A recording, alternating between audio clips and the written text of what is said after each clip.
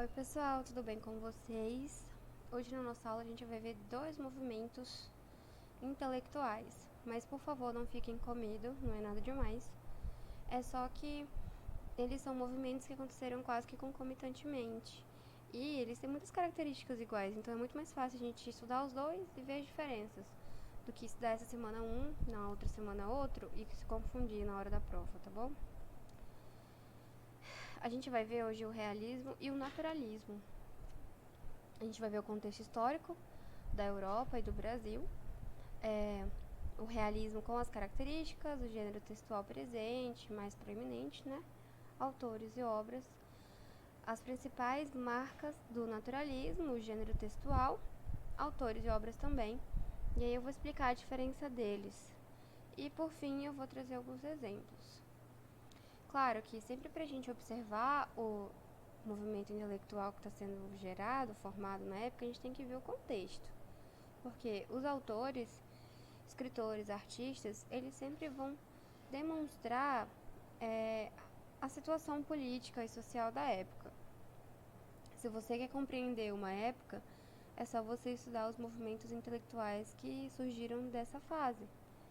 O que a gente observa? A Europa estava passando por grandes revoluções, como a Revolução Francesa.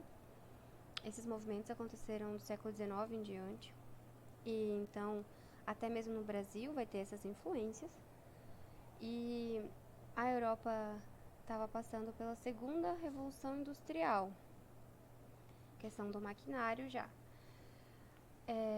E com isso, muitas ideias progressistas e capitalistas estavam desenfreadas. O capitalismo mesmo aí estava desenfreado, a exploração do trabalho estava sendo horrível, como sempre.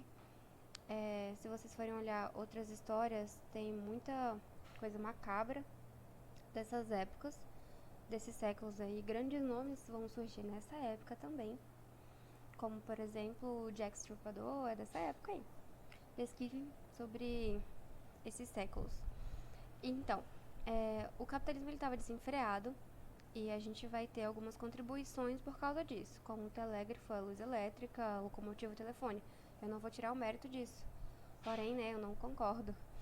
E surgiram nessa época também teorias importantes para o movimento e também para a sociedade até hoje. A gente vai ver a presença da teoria positivista, que é uma teoria em que Auguste Comte ele germina a ideia, ele promove a ideia de que a sociedade, o ser humano, ele deve obter apenas o conhecimento científico.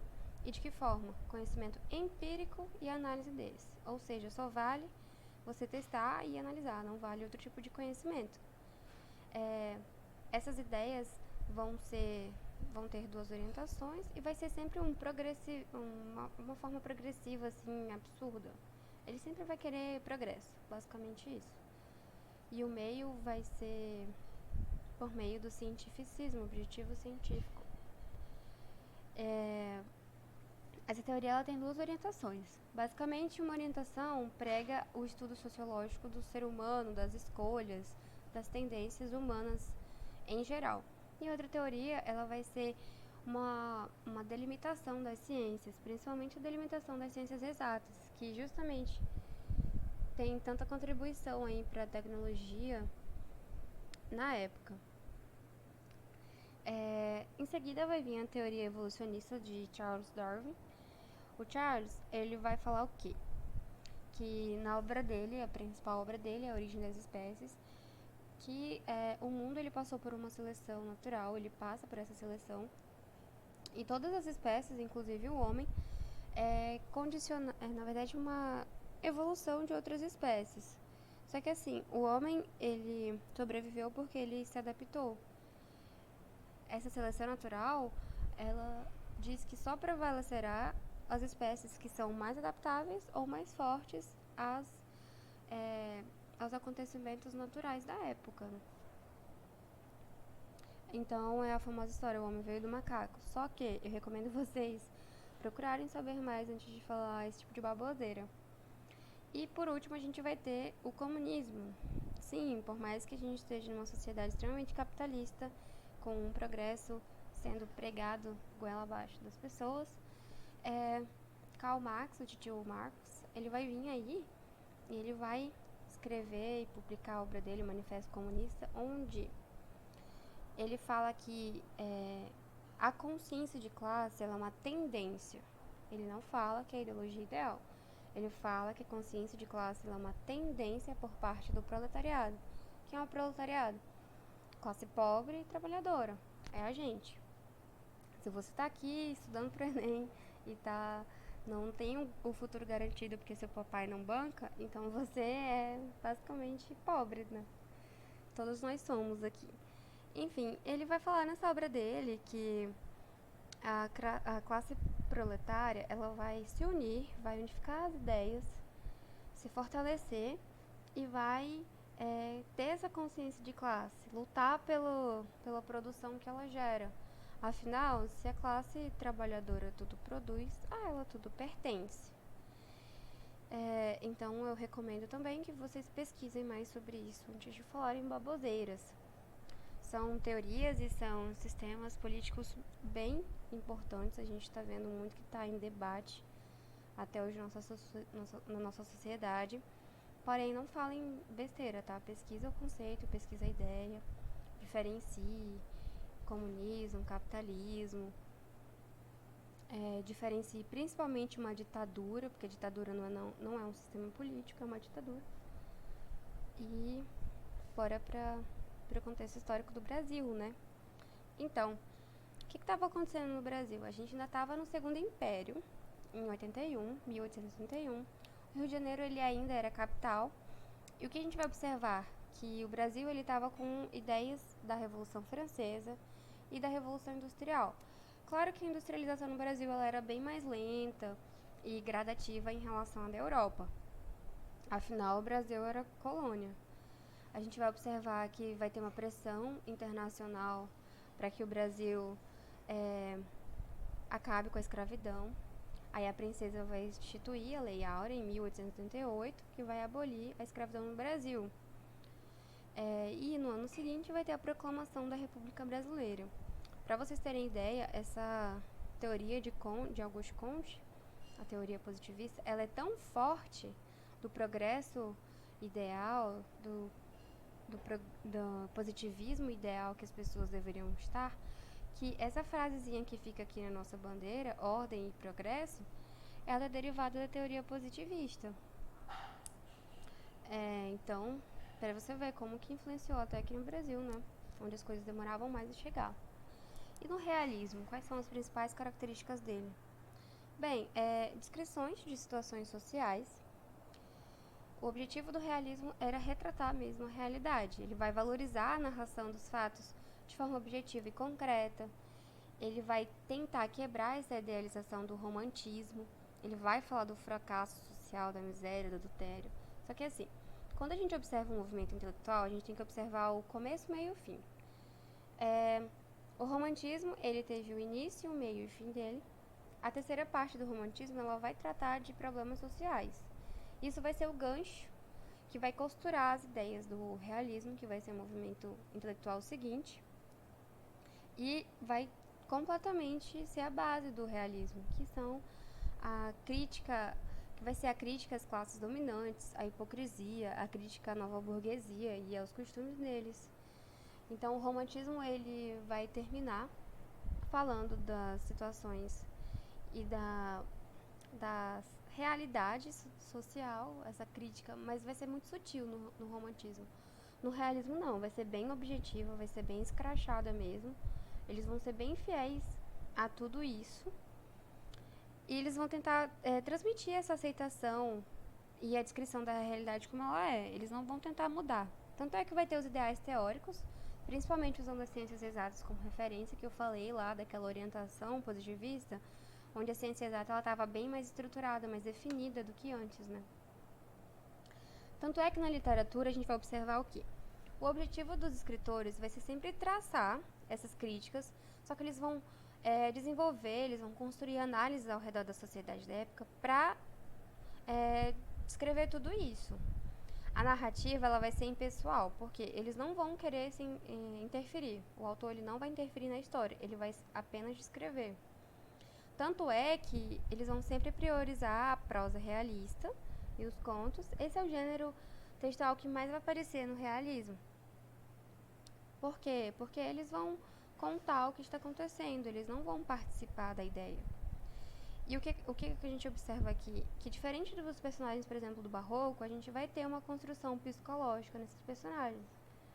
No Barroco, os personagens eles não tinham características psicológicas porque eles representavam toda uma classe.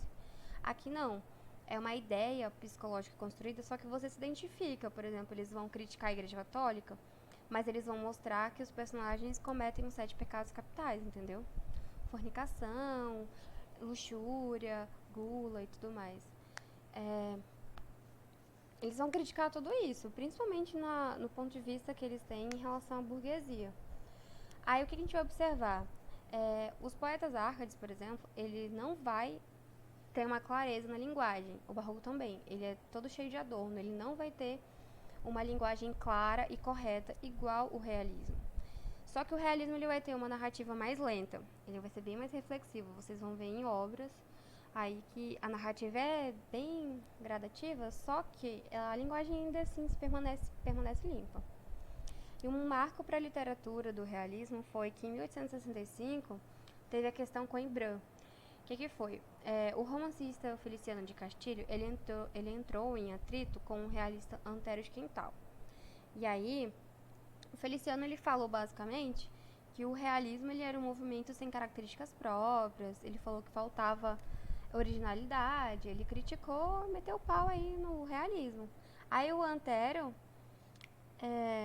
fez uma carta aberta e publicou. Ele citou todas as características e qual era o objetivo do realismo. E aí, meu filho, depois que ele publicou essa carta no jornal, todas as obras que foram lançadas em seguida já eram realistas, para tu ver o impacto do cara. Tanto é que o Antero de Quintal, ele vai ser um dos principais autores do realismo na Europa. E no Brasil, o que a gente vai observar? Que os escritores, eles eram republicanos, eles eram a favor da república, e eles já defendiam a abolição da escravatura. Então isso é bem bacana da gente observar na história brasileira como, né, a literatura se posiciona em relação à escravidão no Brasil. O que a gente vai observar aqui dos autores das obras? A obra que deu um marco na Europa foi Madame Bovary. Fiquem com meu francês, né? Não sei falar francês. De Gustave. Ele escreveu esse romance e inaugurou o realismo europeu. Só que é um romance, aí você pensa, a história de um casal. Sim, só que o realismo ele vai retratar a realidade. E um grande problema para uma relação monogâmica é o que? O adultério. Então, esse é um romance que vai tratar muito mais de adultério e coisas que podem acontecer se você adulterar ou não. Tipo assim, consequências, perigos ou situações antiéticas e morais. O realismo ele vai retratar isso. No Brasil, o início do realismo foi com a obra do Machado de Assis, Memórias Póstumas de Brás Cubas. Gente, eu particularmente gosto muito desse livro. Como eu falei, a narrativa é lenta, ele vai usar digressões e ironias, mas sim, o cara era debochado. E essa obra ela é muito interessante. Cara, leiam essa obra, eu sou fã dessa obra aí. Vocês vão compreender melhor um movimento intelectual se vocês lerem uma obra dele. Eu creio que até uma semana dá pra você ler uma obra dessa e compreender todas as características do movimento, da linguagem, o objetivo dos autores. E como dizia, né, Brás Cubas, porque bonita se manca, porque manca se bonita. Aí o Machado de Assis ele vai colocar ele vai ter outras obras, como Dom Casmurro, né? Só pra deixar bem claro, Capitu não traiu Bentinho. Se você acha que traiu, por favor, procure um psiquiatra. Porque o que acontece? Lembra que eu falei que os personagens vão ter uma construção psicológica conturbada?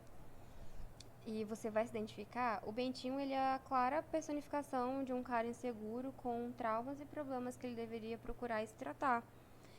E aí toda a trama envolve esses problemas psicológicos que eram extremamente comuns na época, o cara achar que foi traído, no final era só coisa da cabeça dele, e a mulher tá lá, pô, gostando do cara. Ele perde a mulher porque ele é besta mesmo. Mas, por favor, não tenham essa ideia de que ela traiu ele, não, tá? Isso é mentira mesmo. Isso é por causa da construção da personalidade dele que você vai achar tudo isso. Mas você tem que lembrar que é o ponto de vista dele, não do autor, e sim do próprio Dom Casmurro. A gente vai ter o Essa de Queiroz. Ele vai ser um dos principais autores em Portugal. Antero de Quintal também. Cesário Verde.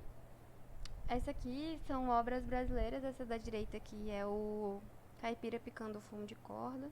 É muito famosa essas obras. Elas vão retratar bem o cotidiano brasileiro.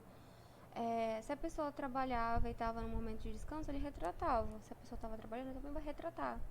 Vocês podem usar aqui a paleta de cores muda. Vai ter sempre essa suavização com o branco, o claro, tons mais claros. Vai ter tons terrosos, mas são proeminentes nas peles. E sempre vai ter o elemento central, bem de forma pacata. Eles representam os pés sujos, as mãos sujas do trabalhador. Bem realista mesmo. E dando continuidade, bora pro naturalismo. Essa obra aqui é de Van Gogh, são os camponeses comedores de batata. E eu basicamente vejo o realismo e o naturalismo como movimentos bem pessimistas em relação à perspectiva e à vida deles na época. Mas eu não julgo, porque estava uma bosta a vida na Europa, assim, considerando tudo que estava acontecendo. Se você não era rico, você sofria demais. Então é justificável toda essa movimentação dos autores para retratar esse sofrimento das pessoas. E pela primeira vez, né, vai ter esse enfoque. Tá, no naturalismo a gente vai observar o quê? O erotismo e o sensualismo. Sim, eles vão retratar. Isso por quê? Porque aqui, ó, o ser humano ele vai ser mostrado como animal. Sim, eles vão agregar características animalescas aos seres humanos. Só que a linguagem vai ser de fácil compreensão. Foque nisso. No naturalismo, a linguagem é de fácil compreensão. Vai ter um realismo exagerado? Vai ter. Tipo assim, eles vão usar adjetivos que transmitam a situação da época. Eles vão usar muito regionalismo também. Vai ter o engajamento social. Eles vão ser impessoais nas narrativas e principalmente vai existir o determinismo e o darwinismo. Então, com a teoria de Darwin veio o darwinismo social, né? E o determinismo. O que eles falavam? O naturalismo ele pregava a hereditariedade, quase não consegui falar, hereditariedade dos desejos e das funções biológicas. Como é que eu vou explicar isso para vocês? Seguinte, eles pregavam que o ser humano ele não tinha como é que eu falo? O livre-arbítrio pela concepção cristã. É basicamente isso. Eles falam que todas as ações dos homens são pré-determinadas, tanto as condições em que vão viver ou morrer e nascer também. O darwinismo ele também vai pregar isso, essa condicionante de vida, de pobreza, de miséria, de realidade mesmo. A gente vai observar que o naturalismo ele também vai ter o objetivismo científico, ele vai ser muito rico em detalhes. Então, nas fotos e imagens das pinturas, vocês vão observar que vai ter muito essa questão, inclusive do pontilhismo, ele vai surgir nesses movimentos.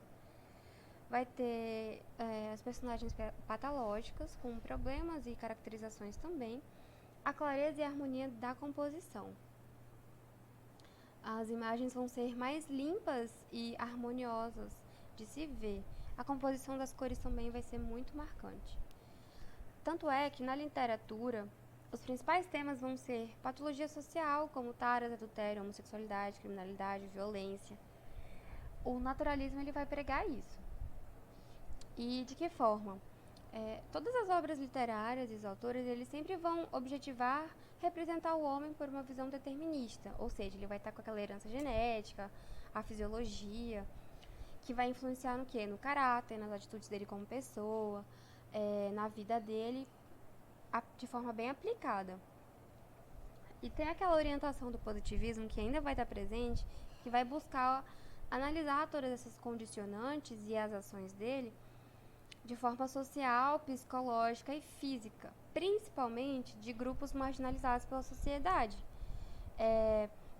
Vai ser pela primeira vez assim que um movimento ele vai focar nas partes que são marginalizadas, como os pobres mesmos. Vai tratar a questão da miséria, do adultério, os crimes, as taras sexuais, a exploração no trabalho. Lembrando que a gente estava onde? A gente estava na Revolução Francesa agora há pouco. Então tudo isso vai estar em enfoque. Na literatura a gente ainda vai observar que o mulato ele vai marcar o início do naturalismo brasileiro. O Aloysio Azevedo ele é um autor que ele tem muitos conceitos realistas e naturalistas nas obras. Só que eu coloquei ele no naturalismo porque, pelo que eu vi, pelo que eu compreendi, as obras dele possuem mais características naturalistas que realistas. Aí eu coloquei aqui, mas ele também é um autor realista. A gente vai ter na Europa o começo, na França também, do naturalismo, com a publicação do Romance Experimental em 1880, e em Portugal, essa de Queiroz, com O Crime do Padre Amaro. No Brasil, que eu falei, o Aloysio ele vai estar presente como o principal autor, ele e o Caminha, Adolfo Ferreira Caminha. O Caminha ele vai ter publicado a Normalista, que vai ser extremamente regionalista no Brasil. Vai ter o Bom Crioulo, e esse Bom Crioulo ele deu o bafafá, deu o que falar, porque ele tem uma temática homossexual. Só que se a gente vir aqui pro Cortiço, que é do Aloysio, é muito, muito forte também. O Cortiço, ele pra mim, é a obra que representa bem o naturalismo. Porque quando vocês observarem a construção das personagens, vai ter, acho que é Maria Machadão, vai ter essa construção homossexual, vai ter essas taras, essas visões sexuais muito fortes. O sexualismo no naturalismo é muito forte mesmo, principalmente nas obras. Vocês vão ver que esse teor ele vai ser batido bem em cima. A gente ainda vai ter o Herculano Marcos Inglês de Souza com o Missionário, aqui já em 1891. Eu vou explicar para vocês a diferença do realismo e do naturalismo, para vocês absorverem bem. Gente, talvez seja uma viagem minha, mas eu consigo imaginar o realismo e o naturalismo como dois universos que estão presentes agora na nossa cultura pop atual, que é o universo da Marvel e da DC. Se forem achar que é viagem minha, só pulem ali pro final pros exemplos. Mas eu vou explicar aqui ao longo por que eu vejo dessa forma, e talvez seja mais fácil para vocês absorverem esse conteúdo. No realismo, a linguagem ela vai ser direta e vai usar adjetivos realistas. No naturalismo, a linguagem vai ser simples e vai ter muito regionalismo. Os personagens no realismo eles vão ser heróis como pessoas comuns, com defeitos, incertezas e manias. Vão ser personagens afetados pelos acontecimentos na vida. Ainda vai ter os personagens com elaboração psicológica mais trabalhada, demonstração dos defeitos e detalhes da mulher. No naturalismo, o ser humano ele vai ser mostrado como um animal. Ele sempre vai ter essa característica animalesca, com personagens patológicas e a impessoalidade. Como que eu vejo aqui esses dois universos? Pra mim, o realismo ele me lembra muito mais a DC e o naturalismo muito mais a Marvel. Por quê? Se eu pegar um personagem e os tipos dos filmes da DC, a linguagem vai ser direta e, por exemplo, vai ser adornado com palavrões e adjetivos muito realistas. Você pode pegar um filme recente, tipo Coringa. E se você pegar um filme da Marvel, você vai ver que vai ser uma linguagem bem mais simples de super-herói. Só que na DC, todos os heróis são mostrados com traumas, defeitos e uma construção histórica e psicológica muito forte. Você vai ver isso, por exemplo, no Batman. O Batman ele é um herói, mas ele é todo sequelado. Tanto é que ele caga a vida do Robin, que vai ser outro personagem que é um super-herói, mas também é sequelado. E vai ter a demonstração dos defeitos e detalhes da mulher. No naturalismo, a gente vai ver também a sexualidade, né? Pode observar que a maioria dos personagens da Marvel são muito sexualizados. Aqui, ó, nas influências, materialismo, universalismo, cientificismo. O realismo, ele sempre vai criticar a sociedade, ele vai criticar essa construção capitalista. Os dois universos são capitalistas? São capitalistas. Porém, o realismo, ele vai tratar isso com muito mais clareza do que o naturalismo. O naturalismo, ele vai focar no objetivismo científico e no determinismo. Ou seja, o ser humano vai estar condicionado àquela situação. E na narrativa, o realismo ele vai trazer descrições de ambientes e personagens, narrativa lenta. No naturalismo, vai ter essa demonstração de muito detalhe, vai ter harmonia e clareza na composição. Trazendo aqui para os filmes dos universos e para HQs, etc., na DC, a gente vê o universalismo e o cientificismo. Tem essa valorização, sim, do cientificismo, por exemplo, do Batman mesmo. Ele é um personagem que valoriza muito isso. O determinismo do naturalismo a gente pode ver em filmes, por exemplo, Guerra Civil, onde os personagens eles parecem que estão sempre condicionados a terem escolhas ruins. O Soldado Invernal lá, ele não tem essa questão de essa dificuldade, ele era obrigado a ter escolhas ruins, porque ele foi agregado, mesmo que ele tenha sido torturado, teve essa agregação do animalesco nele. No filme, por exemplo, do Coringa, tem essa descrição dos ambientes dos personagens, é uma narrativa lenta, a gente observa que tem a construção psicológica de traumas e abusos que ele sofreu. E nos filmes da Marvel a gente vai ver que existe essa harmonia e clareza na composição dos filmes, então é muito mais limpo de você ver. Tanto é que os filmes da DC, você acha que tem um filtro escuro. Tá, aqui no realismo os principais temas vão ser a vida cotidiana, a subordinação do amor aos interesses sociais, as críticas às instituições sociais e os valores burgueses. E no naturalismo vai ter o sensualismo e erotismo, temas mais sombrios e o engajamento social. Vamos lá. De novo, a DC, ela trata de problemas cotidianos. A gente pode observar Gotham com problemas como violência, sexualidade, marginalização dos pobres. Na DC, a gente pode pegar personagens como o Coringa e o Batman, que sempre subordinam o amor aos interesses sociais. São personagens que muitas vezes não têm um enfoque romântico, e sim muito mais social, o papel deles social, e eles focam nisso. E vai ser uma baita crítica às instituições sociais e aos valores burgueses. O último filme do Coringa foi extremamente crítico em relação a essa construção capitalista das pessoas e desses valores burgueses a que as pessoas são acometidas, principalmente os pobres. Todos os traumas que ele sofre é basicamente porque ele é pobre, né? E no universo da Marvel, a gente observa que tem esse sensualismo e esse erotismo dos personagens.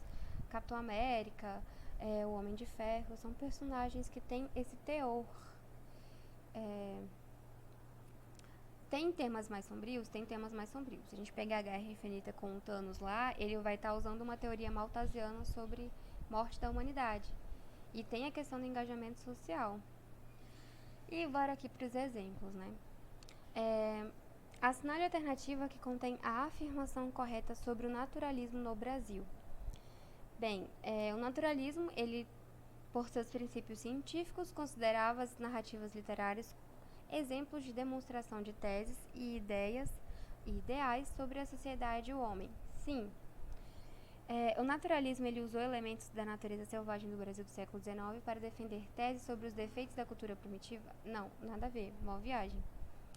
A valorização da natureza rude verificada nos poetas árcades se prolonga na visão naturalista do século XIX, que toma a natureza decadente dos cortiços para provar os malefícios da mestiçagem. Não é porque a gente está falando de naturalismo que a gente está falando de natureza, a gente está falando de natureza do homem, tá?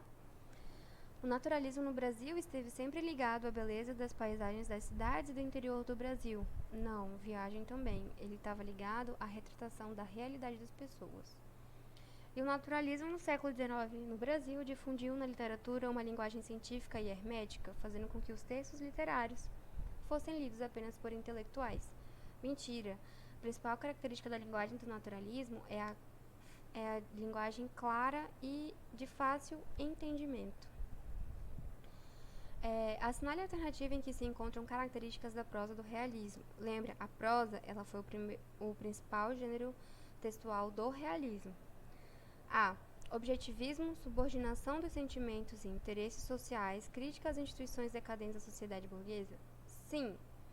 Idealização do herói, amor visto como redenção, oposição aos valores sociais? Não mesmo, não tem nada de idealização no realismo. Casamento visto como arranjo de convivência, descrição objetiva e idealização da mulher? Não. Ele detalha a mulher, mas ele não idealiza. E ele também não foca na vida amorosa. Ele sempre sobressai com as questões sociais sobre o amor. A gente vai ver a linguagem metafórica, protagonista tratado como anti-herói, sentimentalismo, não tem isso. Ele vai ser extremamente objetivo na linguagem dele e não metafórico. O espírito de aventura, narrativa lenta, impasse amoroso solucionado pelo final feliz? Não mesmo.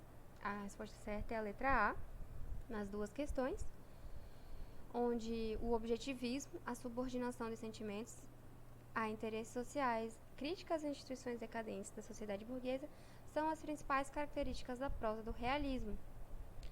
É isso, pessoal. Obrigada. Bebam água, não votem, lutem, dirijam, dancem, doem sangue. Fiquem em casa, tá bom? Beijos.